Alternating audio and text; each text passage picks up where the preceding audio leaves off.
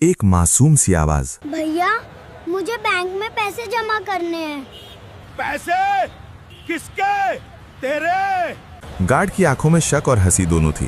चल भाग यहाँ से छोटू, यहाँ 10-20 रुपए जमा नहीं होते। उसका हुलिया ही ऐसा था, फटे हुए कपड़े, पैरों में टूटी हुई रबर की चप्पल और कंधे पर एक मैली कुचैली सी पोटली। बैंक के उस आलीशान गेट पर खड़ा वो बच्चा किसी भी नजरिए से ग्राहक नहीं लग रहा था। गार्ड ने उसे ऊपर से नीचे तक घुरा और हकाते हुए हाथ आगे बढ़ा दिया। ए, बाहर जा, यहाँ गेट पे भीड़ मत लगा। बच्चा सहम गया, दिल जोर से धड़का लेकिन कदम पीछे नहीं हटाए। आसपास खड़े लोग तमाशबीन बन गए, कुछ के चेहरों पर मजाक वाली हंसी थी। गार्ड ने भी शायद मजाक समझते हुए और लोगों को हंसाने के लिए उसे धक्का देने के बजाय रास्ता छोड़ दिया। अंदर जाके देख ले, लेकिन खबरदार, जो लाइन में घुसने की कोशिश की तो। और फिर दरवाजा खुला। बाहर की धूल और गरीबी से बिल्कुल अलग अंदर एक नई दुनिया थी। एसी की ठंडी हवा, पॉलिश किए हुए फर्श और नोटों की वो महक। बच्चा धीरे धीरे काउंटर की तरफ बढ़ा। मैडम, मुझे पैसे जमा करने हैं। काउंटर पर बैठी कर्मचारी ने अपने काम से नजर हटाई। उसकी नजर उस गंदी पोटली पर गई और वो अपनी हंसी रोक नहीं पाई। इसमें क्या है? चिल्लर कितने होंगे? 100, 200? बगल के काउंटर से एक और आवाज आई। पहले असली कस्टमर्स का काम निपटाओ यार, इनका तो चलता रहता है। बच्चे को लाइन से हटाकर किनारे कर दिया गया। वहां बैठ जा चुपचाप। वो बच्चा अपनी पोटली को सीने से भींचकर बेंच के कोने में सिकुड़ कर बैठ गया। हर गुजरते मिनट के साथ उसका डर बढ़ता जा रहा था। वो बार बार घड़ी देखता, फिर अपनी पोटली को टटोलता। हिम्मत करके वो दोबारा खड़ा हुआ, फिर से काउंटर पर गया। इस बार उसकी आंखों में आंसू तैर रहे थे। प्लीज पैसे जमा कर लीजिए ना, अगर ये खो गए तो मेरे माँ बाप बहुत परेशान हो जाएंगे। इस बार कर्मचारी का सब्र टूट गया। वो झल्ला उठी। ठीक है, लाओ इधर, खोलो अपनी ये पोटली, हम भी तो देखें ऐसा क्या खजाना लाए हो तुम। पूरे बैंक की निगाहें उस पर थीं। जैसे ही वो मैली सी गांठ खुली, सन्नाटा ऐसा कि सुई गिरे तो शोर हो। उस पोटली में जो था उसे देखकर बैंक वालों की आंखें फटी की फटी रह गईं। तो जरा माहौल को महसूस कीजिए। सुबह के 11 बज रहे थे। बैंक के अंदर सब कुछ परफेक्ट था। महंगे सूट पहने बिजनेसमैन, अपनी जमा पूंजी सहेजने आए बुजुर्ग और होम लोन के सपने देखते युवा जोड़े।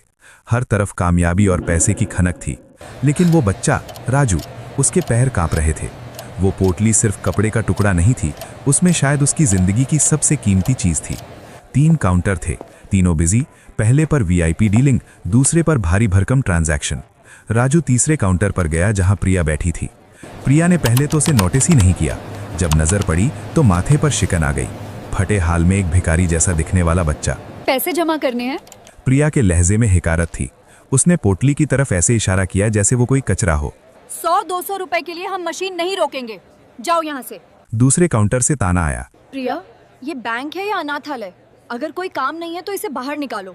ये लोग सिर्फ एसी की हवा खाने आते हैं और बदबू फैलाते हैं। बैंक में एक अनकहा नियम था, गरीबों के लिए यहाँ कोई इज्जत नहीं है, मानो गरीबी अपने आप में एक जुर्म हो। प्रिया ने वापस अपनी फाइलों में सिर गड़ा लिया। बोला ना, उधर बैठो, जब मेरा काम खत्म होगा तब देखेंगे। उपेक्षा, अपमान और अंतहीन इंतजार। राजू बेंच पर बैठा रहा। लोग आते रहे, जाते रहे। किसी ने उसे सहानुभूति से देखा तो किसी ने अपनी नाक से कोड़ ली। एक बच्ची उसके पास आई तो उसकी माँ ने उसे झटके से खींच लिया। दूर रहो, ये गंदे लोग हैं। आधा घंटा, पौना घंटा, 1 घंटा बीत गया। प्रिया का काम खत्म ही नहीं हो रहा था। शिफ्ट बदल गई, नए लोग आ गए, लेकिन राजू अब भी अदृश्य था। उसका दिल जोर जोर से धड़क रहा था। सोचिए उस बच्चे के डर को। अगर किसी को पता चल गया कि उसके पास क्या है, अगर कोई बदमाश आ गया, अगर बैंक वालों की नीयत डोल गई। उसके पिता ने कहा था, बेटा, घर पर रखना सेफ नहीं है। बैंक में पैसा सुरक्षित रहता है, बस सीधे जाना और जमा कर देना। लेकिन यहाँ तो सब उल्टा हो रहा था। राजू से अब रहा नहीं गया। वो कांपते हुए फिर खड़ा हुआ। मैं बहुत डर रहा हूँ, प्लीज जमा कर लीजिए।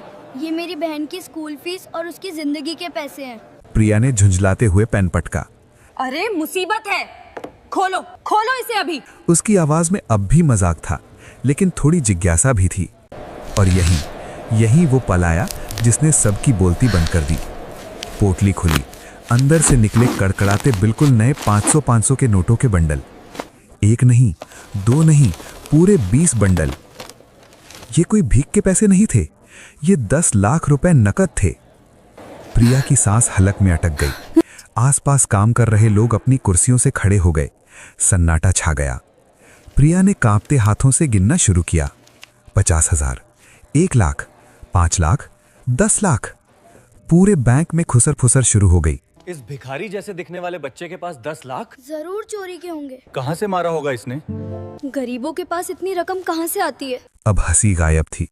उसकी जगह ले ली थी शक ने, वो गहरा जहरीला शक जो हमारा समाज अक्सर गरीबों पर करता है। मैनेजर को बुलाओ अभी। श्रीमती शर्मा, बैंक मैनेजर, अपनी केबिन से बाहर आईं। क्या तमाशा है? मैडम, इस बच्चे के पास 10 लाख कैश है। श्रीमती शर्मा की आंखें फैल गईं। उन्होंने राजू के फटे कपड़ों को देखा, फिर नोटों के ढेर को। फैसला उसी पल हो गया। सच सच बता, कहाँ से चुराए ये पैसे? किसके घर में डाका डाला है? या तेरे माँ बाप ने कोई गैर कानूनी काम किया है? राजू का चेहरा सफेद पड़ गया। नहीं मैडम, ये मेरे। लेकिन उसकी सुनने वाला कोई नहीं था। श्रीमती शर्मा ने तुरंत फोन घुमाया। पुलिस को भेजिए, एक चोर पकड़ा गया है। पुलिस आई। 2 हवलदार आए, वो भी जल्दबाजी में। उन्होंने आव देखा न ताव, राजू की बाह मरोड़ी।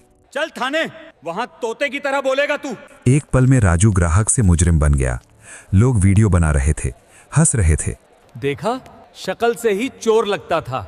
राजू रोता रहा, गिड़गिड़ाता रहा। मैंने चोरी नहीं की, ये मेरे पापा ने खेत बेचकर। लेकिन उसकी आवाज नक्कार खाने में तूती की तरह दब गई।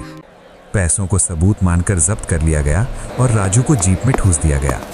बैंक में फिर से शांति हो गई, मानो कुछ हुआ ही ना हो।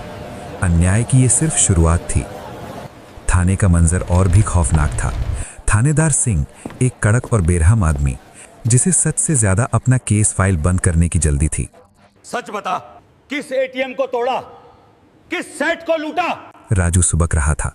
मैंने कुछ नहीं किया, ये मेरे दादाजी की जमीन थी। शहर बढ़ गया तो कीमत बढ़ गई। पापा ने खेत का आधा हिस्सा बेचा है मेरी बहन की पढ़ाई के लिए। थानेदार जोर से हंसा। अरे वाह, क्या कहानी गढ़ी है। ये सब फिल्मी डायलॉग किसी और को सुनाना। उसने बिना किसी जांच के, बिना किसी सबूत के फाइल खोल दी। आरोपी नाबालिग, जुर्म चोरी, संदिग्ध, बरामद 10 लाख नकद। बस एक मुहर लग गई, सिर्फ इसलिए क्योंकि वो गरीब दिखता था। अगली सुबह राजू के माता पिता नरेश और मीना बदहवास हालत में थाने पहुंचे। हमारा बेटा चोर नहीं है साहब, वो ईमानदार है। लेकिन थानेदार ने उन्हें भी लपेट लिया। अच्छा, तो तुम ही हो वो गैंग लीडर, बच्चे से चोरी करवाते हो। नरेश और मीना के पास न पैसा था, न पावर, न कोई बड़ा वकील। वो टूट चुके थे, सिस्टम ने उन्हें कुचल दिया था। लेकिन तभी थाने का दरवाजा एक धमाके के साथ खुला। एक आदमी अंदर दाखिल हुआ, हाथ में फाइलों का एक पुलिंदा। उसके पीछे राजू के गांव का एक आदमी था। ये थे वकील राज वर्मा, गरीबों के मसीहा। रुकिए, ये बहुत बड़ी गलती हो रही है थानेदार साहब। थानेदार ने उन्हें घूरा। तू कौन है? मैं इस बच्चे का वकील हूँ। राज वर्मा ने टेबल पर कागजात पटके। धड़ाम। ये जमीन के असली कागज हैं। ये रही सेल डीड, ये बैंक की रसीद है जहां से खरीदार ने पैसा दिया, और ये रहा टैक्स सर्टिफिकेट। उन्होंने थानेदार की आंखों में आंखें डालकर कहा, हर एक पैसा लीगल है। इनके दादा की पुश्तैनी जमीन जो अब शहर की सीमा में आ गई है, उसे 20 लाख में बेचा गया है। 10 लाख नकद, बाकी चेक। ये चोरी का माल नहीं, इनकी मेहनत और विरासत की कमाई है। थानेदार की बोलती बंद हो गई। वकील राज वर्मा अब अपने रौद्र रूप में थे।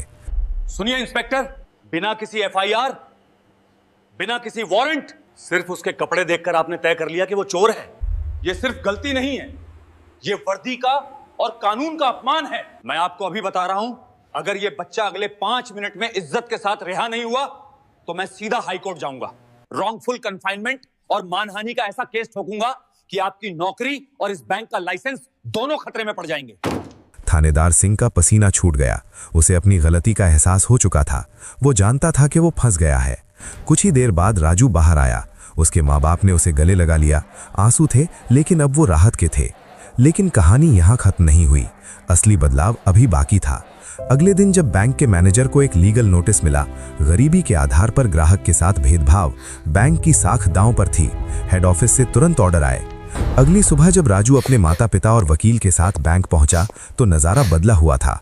वही मैनेजर श्रीमती शर्मा, जो कल उसे चोर कह रही थीं, आज हाथ जोड़े खड़ी थीं। बेटा, हमें माफ कर दो, हमसे बहुत बड़ी भूल हुई। हमने इंसान को नहीं, उसके लिबास को देखा। प्रिया वो कैशियर अपनी नजरें नहीं उठा पा रही थी। मुझे माफ कर देना राजू, मैंने तुम्हें जज किया, मैं शर्मिंदा हूँ। राजू ने कुछ नहीं कहा, बस धीरे से सिर हिला दिया। उसकी खामोशी ने सबसे ज्यादा शोर मचाया। उसका खाता खोला गया और इस बार उसे वीआईपी ट्रीटमेंट मिला। 10 लाख जमा हुए, उसे पासबुक, एटीएम कार्ड और ऑनलाइन बैंकिंग किट दी गई। सीनियर मैनेजर ने खुद उसे एक छोटा सा तोहफा दिया, एक पिग्गी बैंक, जिस पर लिखा था ईमानदारी ही असली दौलत है। कुछ महीनों बाद अगर आप उस बैंक में जाते तो आपको रिसेप्शन पर एक बड़ा सा बोर्ड दिखाई देता। उस पर राजू की एक मुस्कुराती हुई तस्वीर थी और नीचे लिखा था, इंसान की परख उसके कपड़ों से नहीं, उसके किरदार से होती है। यहाँ हर ग्राहक हमारे लिए वीआईपी है। बैंक ने अपने हर कर्मचारी के लिए सेंसिटिविटी ट्रेनिंग अनिवार्य कर दी।